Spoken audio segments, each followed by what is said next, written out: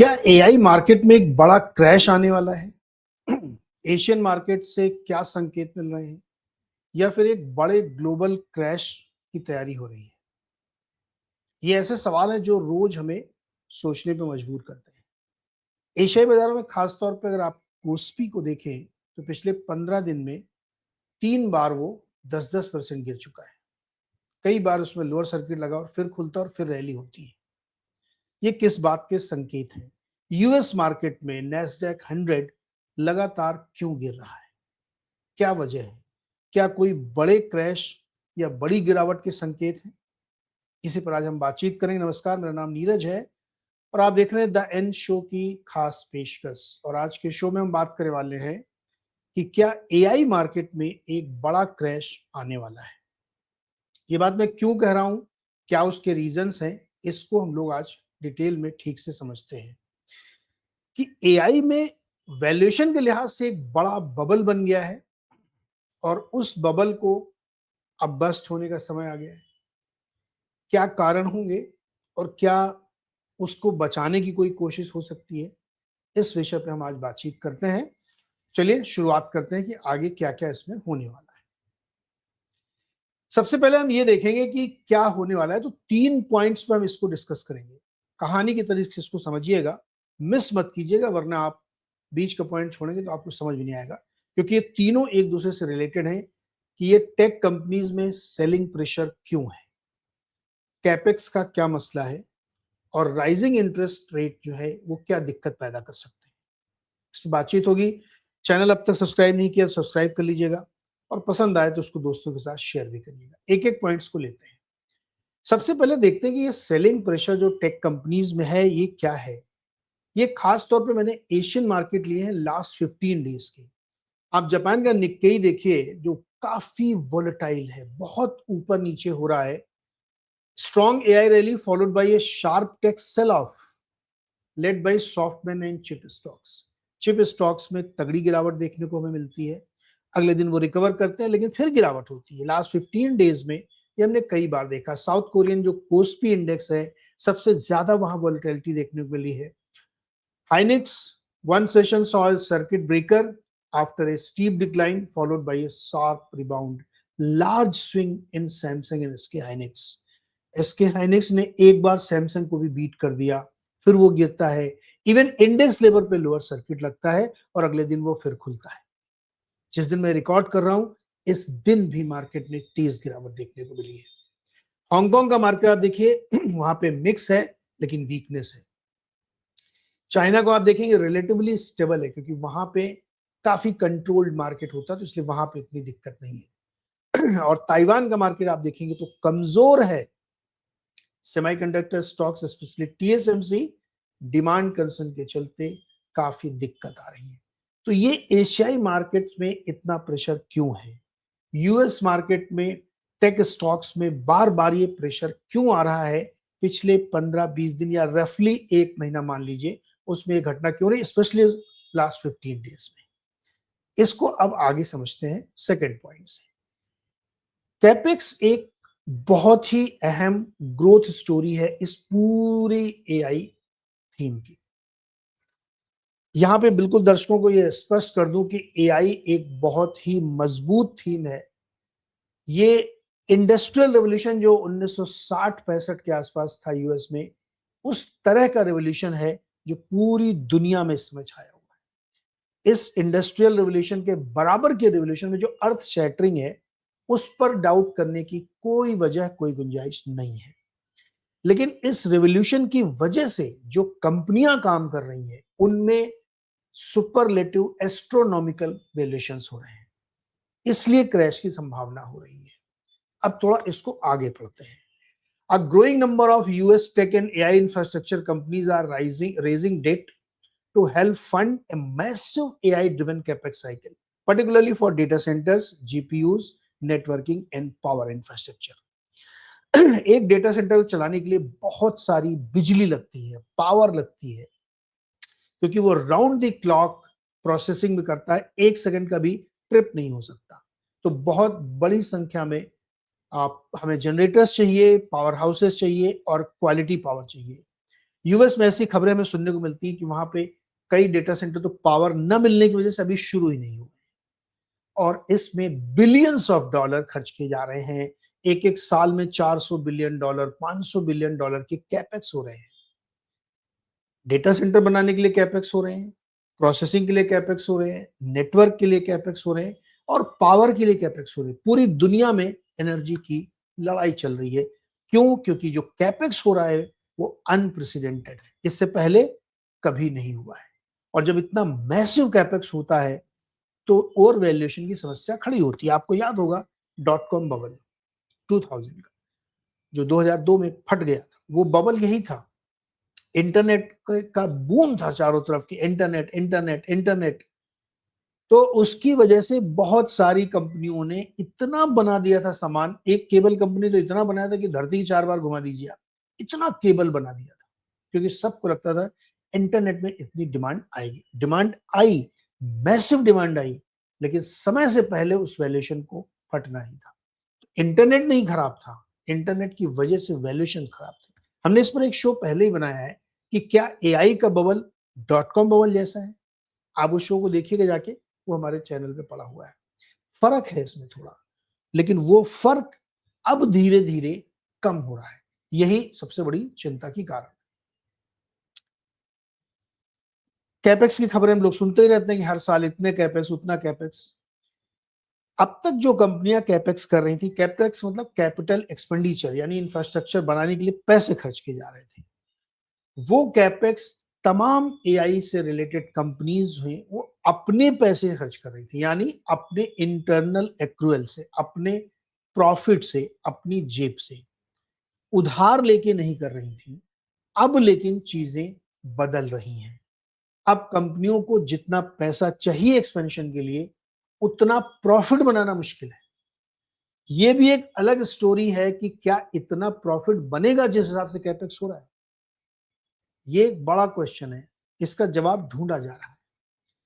तो लेटेस्ट अगर आप देखेंगे तो 5 बड़ी टॉप की जो कंपनीज हैं, Amazon, alphabet, Meta, Oracle, Microsoft, Tesla, ये तमाम कंपनियां कैपेक्स की दुनिया में काम कर रही हैं।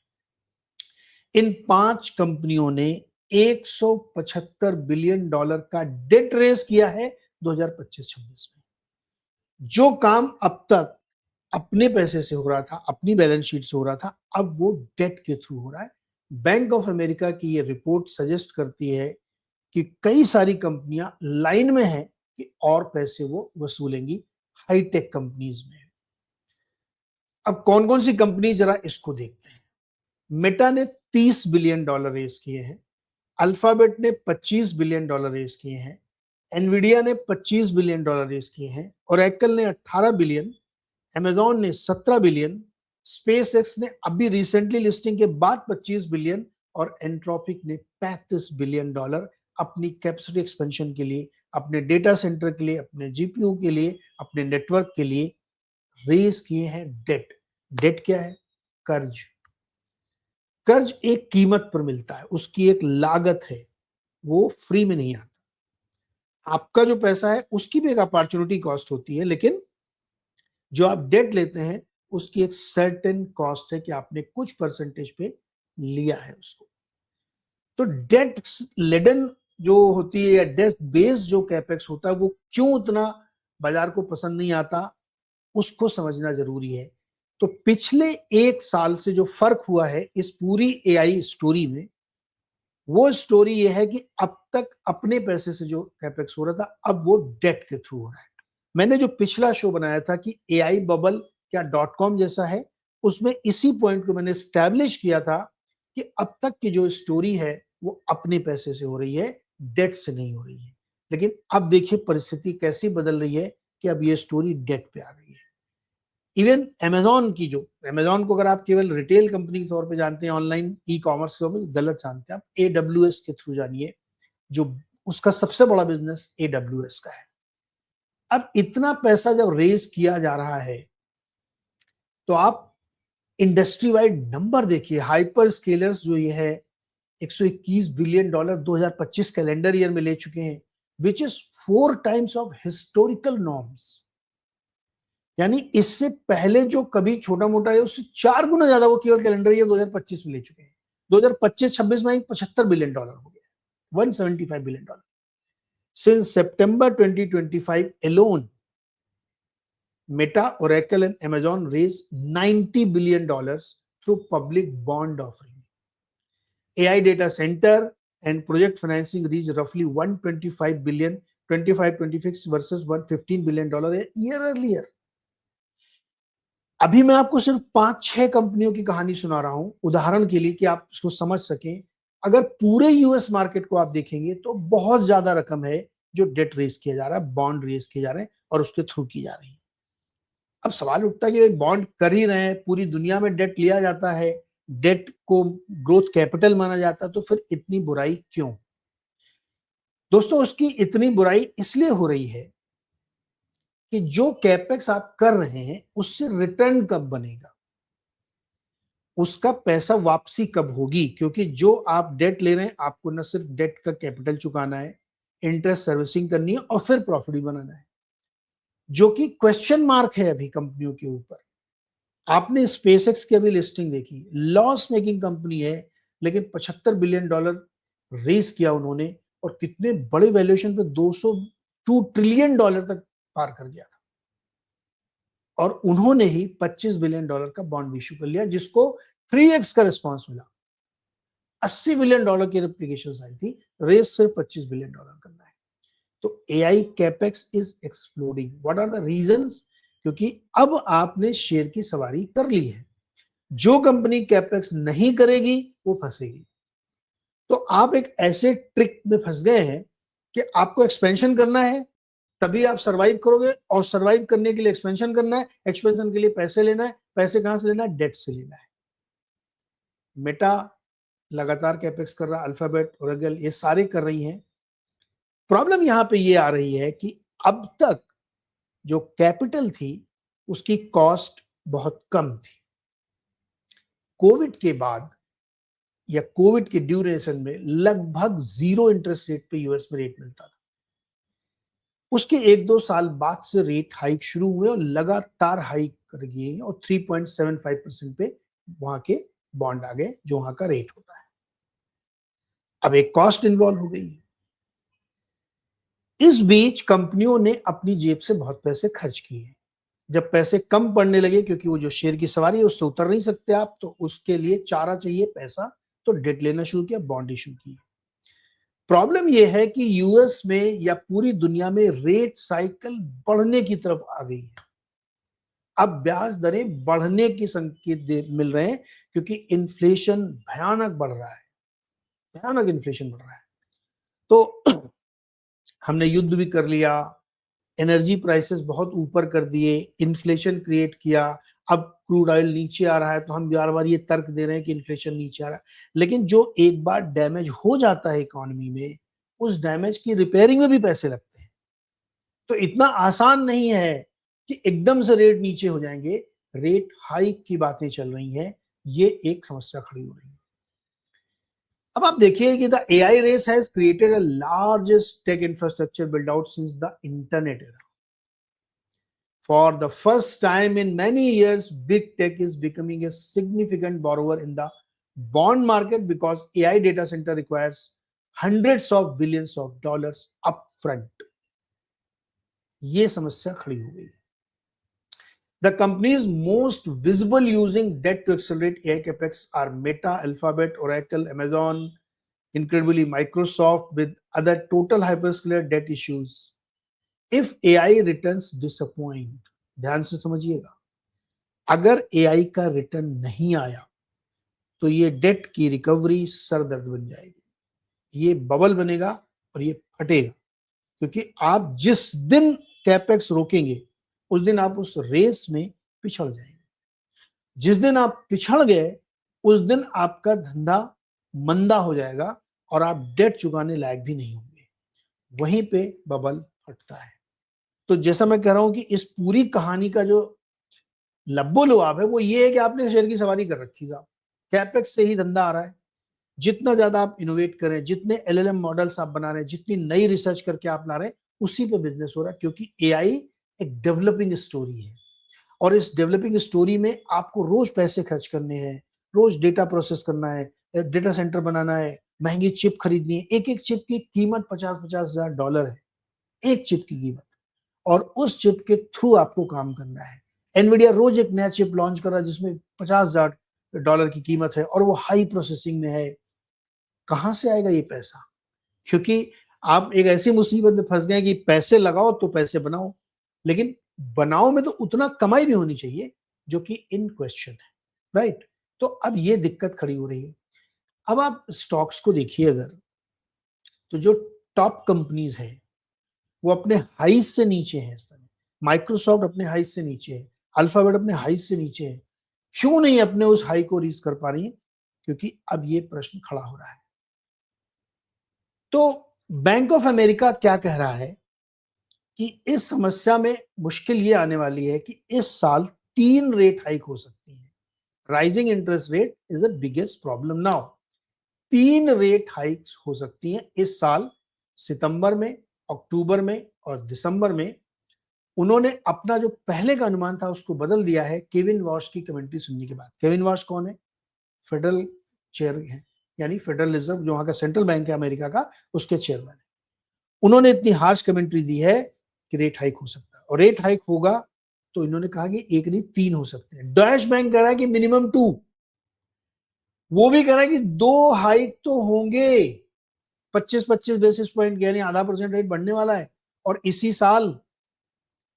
ये एकदम ताजे अपडेट आपको बता रहा हूं जो 3 दिन पहले आए हैं। अब नीचे देखिए आप, पीसीई इन्फ्लेशन, जिस इन्फ्लेशन को सबसे ज्यादा फेड देखता है, वो पीसी इन्फ्लेशन 4.1% है। उनकी टॉलरेंस लिमिट 2% की है और ये 4.1% पे खड़ा है।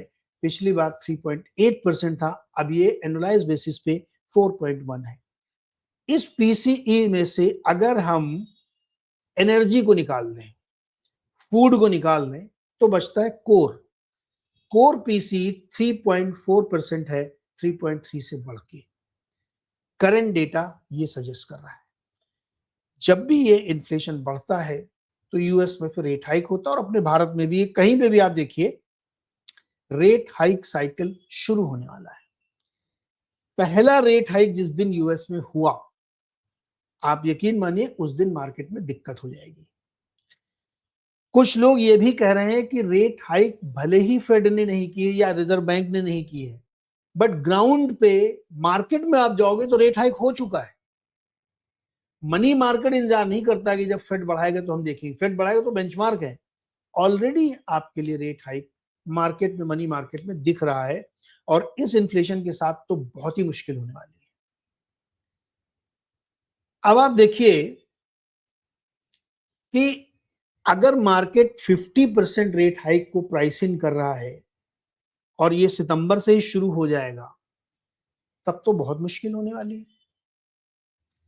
तो इस स्टोरी का जो ये क्रैश मैं कह रहा हूं कि कमिंग है एआई में, ये क्यों हो रहा है? आप डॉट कनेक्ट करिए। एशियन मार्केट में भारी उतार चढ़ाव, और उन मार्केट में जो एआई स्टोरी को लीड कर रहे थे, Taiwan, Korea, Japan. Japan investor market है। इसका मार्केट, यूएस में जाइए आप तो नेस्डेक 100 को देखिए, आप 15 दिन का वोलेटिलिटी देख लीजिए आप, और मैंने आपको दिखाया कि डेट किस तरीके से कंपनी रेस कर रही वो देखिए आप। तो जब तक ये स्टोरी अपने पैसे पे चल रही थी दिक्कत नहीं थी, डेट से चल रही तो दिक्कत है। डेट से दिक्कत इसलिए भी होती है कि डेट जब भी लेके आप स्टोरी करते हैं और वो स्टोरी फिजल आउट होती है, फेल होती है, तो एक सिस्टमिक रिस्क क्रिएट करते हैं। अनफॉर्चुनेटली अगर मान लीजिए कोई कंपनी नहीं दे पाती पैसा या उसकी एआई स्टोरी फिजल आउट होती है, तो पीछे उसने जिससे डेट लिया है उसको भी दिक्कत होगी। तो इन्फ्लेशन, डेट और एआई का कैपेक्स, अब इस ट्राइंगल को आप ध्यान से अपने दिमाग में बैठा लीजिए। तो ये तीनों एक दूसरे से रिलेटेड है। जब तक फ्री मनी थी, सस्ती मनी थी, तब तक एआई कैपेक्स धुआंधार हुआ। अब उस एआई कैपेक्स को धुआंधार बनाए रखने के लिए आपको डेट चाहिए, तो आप डेट ले रहे हैं, बॉन्ड इशू कर रहे हैं, लेकिन उस बॉन्ड की कीमत, कॉस्ट ऑफ कैपिटल बढ़ रही है, और यही मुश्किल कर रही है। जापान में भी रेट हाइक शुरू हो चुकी है, वहां 1% रेट हो गया जो नियर जीरो था एक साल पहले तक, अब वहां 1% हो गया है। और अभी भी वहां के गवर्नर साहब ये कह रहे हैं, या वहां के head of the central bank कह रहे हैं कि एक हाइक और करूंगा मैं दिसंबर में। वो तो 6-6 महीने में करते, तो एक हाइक की तैयारी और करिए आप। यूएस में अगस्त में पहली बैठक है, या जुलाई में, रादर जुलाई लास्ट में। अगर वहां पे कोई संकेत और मिले या रेट हाइक हुआ, तो यह बात मान लीजिए कि ये जो हमारी एआई की स्टोरी में ओवर वैल्यूएशन हुआ है, ये फिजल आउट होगा और एक बड़े करेक्शन के लिए आप तैयार रहिए। एक और पर्सपेक्टिव आप समझ लीजिए, यहाँ पे अमेरिका में डेट टू जीडीपी 130% या 135% तक हो गया है। $40 ट्रिलियन का वहां पे डेट है और $30 ट्रिलियन की इकोनॉमी है। $10 ट्रिलियन वहां पे एक्सेसिव है। उस डेट की सर्विसिंग करने के लिए $2 ट्रिलियन साल में चाहिए आपको। कहां से आएंगे पैसे? तो ये एक ऐसी मुसीबत की तरफ हम बढ़ रहे हैं जो कभी भी पूरे ग्लोबल मार्केट के लिए एक बड़ा क्रैश बन सकता है। ये मैं नहीं कह रहा हूं कि ये कल होगा, ये 3 महीने में होगा, 6 महीने में होगा, मुझे नहीं पता। टाइमिंग को बताना बड़ा मुश्किल होता है, लेकिन ये साफ संकेत दिख रहे हैं कि एआई की स्टोरी जो ओवरसोल्ड हो गई है in terms of valuation. Again मैं क्लियर कर दे रहा हूं कि AI story is intact, AI is real, AI is changing the world, but उसके चक्कर में जो मार्केट ओवर वैल्यूड हो रहा है वो फट सकता है। अब उस फटने की वजह से हम भी अछूते नहीं रहेंगे, क्योंकि भारतीय बाजार तो वैसे ही बहुत ही छुई मुई टाइप का है कि हवा भी चलती है तो हमको ठंड लग जाती है, कि अगर अच्छे क्यूज है तो हम लेते नहीं और बुरे क्यूज में हम तुरंत रिएक्ट करते हैं। तो इस शो का मकसद ये था, इस कहानी को सुनाने का मकसद ये था कि आपके बैक ऑफ माइंड में ये होना चाहिए।